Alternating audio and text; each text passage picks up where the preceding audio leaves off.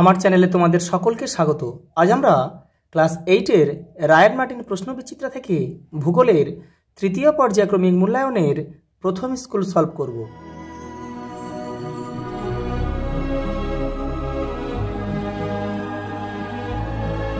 দেখো প্রথম প্রশ্ন কি বলেছে, দেখো ভূত্বকের দ্বিতীয় প্রধান উপাদান হলো সিলিকন। জিপসাম যে শিল্পে ব্যবহার করা হয় তা হলো সিমেন্ট শিল্প, নির্মাণ কার্য, সার তৈরি, সবগুলোই, অর্থাৎ উত্তর হবে সবগুলি। সিরোকিউমুলাস হলো একটি বেশি উচ্চতার মেঘ। পরেরটা দেখো, ঘূর্ণবাত পূর্ণ চীন সাগরে যে নামে পরিচিত তা হলো টাইফুন। যে জলবায়ু অঞ্চলে উষ্ণতার প্রসার সবচেয়ে কম তা হলো নিরক্ষীয় জলবায়ু, অর্থাৎ দিন ও রাতের তাপমাত্রার পার্থক্য কিন্তু কম। সাইবেরিয়ায় বসবাসকারী উপজাতির নাম হলো ইয়াকুত। পরেরটা দেখো, জাপানের ফুকুশিমায় পরমাণু দুর্ঘটনা ঘটেছিল 2011 সালে। নিউ ইংল্যান্ড রেঞ্জ থেকে যে নদী উৎপত্তি লাভ করেছে তা হলো ডার্লিং। আচ্ছা, ডার্লিং এখানে নেই, অর্থাৎ উত্তর হবে কোনোটিই নয়। দেখো এই যে ডার্লিং আমি লিখে দিয়েছি, এটা তোমাদের 117 নম্বর পেজে কিন্তু এটা তোমরা পেয়ে যাবে। পরেরটা দেখো, একটি মাইক্রোনেশিয়ার দ্বীপ নয়। আচ্ছা, কোনটি মাইক্রোনেশিয়ার দ্বীপ নয়? আচ্ছা, এটা হবে সামোয়েদ। এটা তোমাদের বইয়ের 110 নম্বর পেজে কিন্তু তোমরা এটা পেয়ে যাবে। পরেরটা দেখো, নিম্নলিখিত বিষয়গুলির মধ্যে কোনটি আমাজন অরণ্যের বিনাশে সর্বাধিক প্রভাব বিস্তার করে? দেখো যে অপশানগুলো রয়েছে সেই অপশান অনুযায়ী হবে এটা স্থায়ী কৃষি।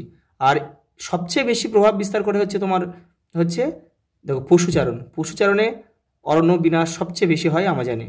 পরেরটা দেখো, পৃথিবীর মোট আয়তনের 84% হলো দখল করে আছে গুরুমণ্ডল।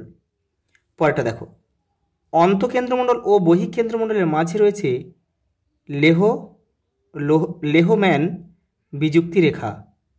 পরেরটা দেখো, পৃথিবীর ব্যাসার্ধ 6370 কিলোমিটার। বলছে ড্যাশ হলো ভারতের একটি প্রাচীন আরাবল্লী। আরাবল্লী ভারতের একটি প্রাচীন ভঙ্গিত পর্বতমালা। ভূপৃষ্ঠে প্রভাব বিস্তারকারী একটি বহির্জাত প্রক্রিয়া হলো নদী। পরেরটা দেখো, মেক্সিকোর একটি মৃত আগ্নেয়গিরি পারকুটিন। পরেরটা দেখো, 2015 সালে নেপালের ভূমিকম্পের মাত্রা ছিল 7.8। পরেরটা দেখো, ড্যাশ হলো একটি অসংঘাত শিলা, চুনা পাথর।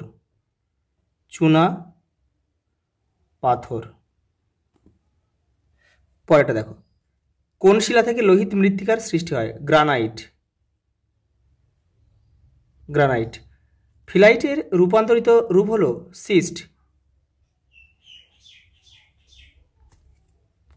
পরের প্রশ্ন দেখো, নিচের বাক্যগুলি শুদ্ধ বা অশুদ্ধ লেখো। উত্তর গোলার্ধে আয়ন বায়ু প্রবাহিত হওয়ার সময় উষ্ণতা বৃদ্ধি পাওয়ায় কালাহারি মরুভূমি সৃষ্টি হয়েছে, এটা শুদ্ধ।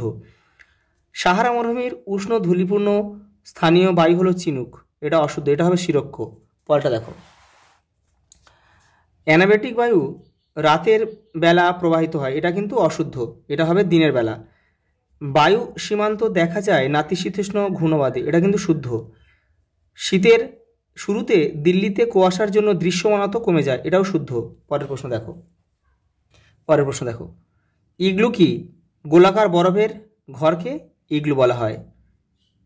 পরেরটা দেখো, পৃথিবীর সর্বাধিক জনবহুল জলবায়ু অঞ্চলের নাম কি? মৌসুমী জলবায়ু। কত সালে উত্তরাখণ্ডের গাড়োয়ালে চিপকো আন্দোলন হয়েছিল? 1973 সালে।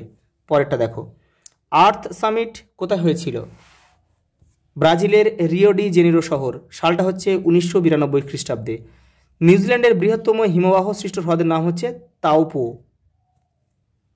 পরের প্রশ্ন দেখো, পি তরঙ্গ ও এস তরঙ্গের দুটি পার্থক্য লেখো। দেখে নাও, এই যে দেখো পি তরঙ্গ আর এস তরঙ্গ, এখান থেকে এই দুটোই কিন্তু তোমাদের লিখতে হবে। পরের প্রশ্ন দেখো, পা হো কি? দেখো তোমাদের টেক্সটের 13 নম্বর পেজ উত্তরটা রয়েছে, এই যে এখান থেকে এটা কিন্তু পুরোটা লিখতে হবে। পরের প্রশ্ন দেখো, পাললিক শিলায় জীবাশ্ম দেখা যায় কেন? দেখো তোমাদের বইয়ের 22 নম্বর পেজ দেখো, এই যে এখান থেকে কিন্তু এটা পুরোটা লিখতে হবে এই পর্যন্ত। পরের প্রশ্ন দেখো, আপেক্ষিক আর্দ্রতা কি? দেখো তোমাদের বইয়ের 46 নম্বর পেজ দেখো, এই যে এখান থেকে এটা কিন্তু লিখতে হবে। দেখো এই আর্দ্রতা শতকরা হিসেবে প্রকাশ করা হয়, এটাও কিন্তু শর্ট প্রশ্ন পড়ে। দেখো পরের প্রশ্ন কি, শিলাচক্র কি? দেখো তোমাদের বইয়ের 24 নম্বর পেজে উত্তরটা রয়েছে। এই যে দেখো শিলাচক্র তোমাদের কিন্তু লিখতে হবে এখান থেকে, এই যে এখানেও কিছুটা লিখতে হবে আর এপারেও কিন্তু কিছুটা লিখতে হবে, এই যে এই পর্যন্ত। আর তোমরা যদি ব্যাখ্যাটা না করতে পারো তাহলে এই ছবিটার মাধ্যমে কিন্তু, যদি ছবিটাও তোমরা লিখতে পারো তাহলে কিন্তু কিছু নম্বর তোমরা অবশ্যই পাবে। পরের প্রশ্ন দেখো, পৃথিবীর বায়ুচাপ বলয়ের অবস্থান পরিবর্তন চিত্রের মাধ্যমে প্রকাশ করো। দেখো তোমাদের টেক্সটের 38 নম্বর পেজে উত্তরটা রয়েছে, এই যে দেখে নাও, এই চিত্রটা তোমাদের আঁকতে হবে। পরের প্রশ্ন দেখো, আর্টেজিও কূপের বর্ণনা দাও। দেখো তোমাদের টেক্সটের 111 নম্বর পেজে উত্তরটা রয়েছে, এই যে এখান থেকে এটা এই পর্যন্ত লিখতে হবে, কিন্তু লেখার পরে এই ছবিটা কিন্তু অবশ্যই দিতে হবে, তাহলে কিন্তু তোমরা 3-এ 3 পাবে। দেখো পরের প্রশ্ন দেখো, নিরক্ষীয় অঞ্চলে ক্যানোপি দেখা যায় কেন? দেখো তোমাদের টেক্সটের 104 নম্বর পেজ দেখো, এই যে এখান থেকে এই পর্যন্ত লিখতে হবে, কিন্তু এই এখানকার গাছপালা বলতে এখানে লিখতে হবে এই সেলভারনের দিয়ে এটা শুরু করতে হবে। সেলভারনের গাছপালাগুলোর পাতা বড় ও শক্ত, এখান থেকে শুরু করতে হবে, এইভাবে এই পর্যন্ত লিখতে হবে। পরের প্রশ্ন দেখো, পরিবেশ দূষণ ও অবনমনের পার্থক্য লেখো। দেখো তোমাদের টেক্সটের 67 নম্বর পেজে উত্তরটা রয়েছে, এই যে এটা কিন্তু পুরোটা লিখতে হবে কিন্তু। পরের প্রশ্ন দেখো, মৌসুমী ও ভূমধ্যসাগরীয় জলবায়ু অঞ্চলের পার্থক্য লেখো। দেখো তোমাদের টেক্সটের 55 এবং 58 নম্বর পেজে উত্তরটা রয়েছে, দেখে নাও। এই যে দেখো ভূমধ্যসাগরীয় এই মৌসুমী জলবায়ুর মৌসুমী জলবায়ুর বৈশিষ্ট্য রয়েছে, এখান থেকে তোমাদের কিছু বৈশিষ্ট্য করতে হবে। আর এই তোমাদের ভূমধ্যসাগরীয় জলবায়ুর বৈশিষ্ট্য রয়েছে, এই বৈশিষ্ট্যগুলো পড়ে কিন্তু তোমাদের পার্থক্যটা করে নিতে হবে। পরের প্রশ্ন দেখো, পরিবেশ অবনমন নিয়ন্ত্রণের উপায়গুলি লেখো। দেখো তোমাদের টেক্সটের 70 নম্বর পেজে উত্তরটা রয়েছে, এই যে দেখো এই অবনমন নিয়ন্ত্রণের উপায়, এই উপায়গুলো হচ্ছে এইগুলো তোমাদের লিখতে হবে, এখান থেকে কয়েকটা তোমরা মুখস্থ করে নেবে।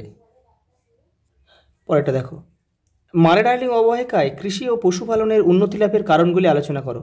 দেখে নাও, এই যে দেখো এই যে কৃষি ও পশুপালন, এইখান থেকে তোমাদের কিন্তু লিখতে হবে, এখান থেকে পুরো এই পর্যন্ত কিন্তু লিখতে হবে। দেখো লাস্ট প্রশ্ন কি দিয়েছে দেখো, পৃথিবীর মানচিত্রে নিম্নলিখিত বিষয়গুলির নাম ও প্রতীক সহ চিহ্নিত করো। কি কি দিয়েছে দেখো, কানাডীয় শিল্ড অঞ্চল, আন্দিজ পর্বতমালা, আমাজন নদী, গ্রেট ডিভাইডিং রেঞ্জ, পম্পাস তৃণভূমি অঞ্চল।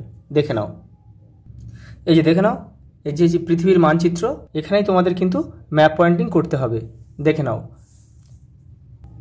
এই যে দেখো তোমাদের প্রথম স্কুল পেজ দেখো 311, এই যে এখানে এই যে নাম, প্রথমে নাম, এখানে সেকশন আর রোল নাম্বার লিখে নেবে, এটা কিন্তু পেন দিয়ে লিখবে।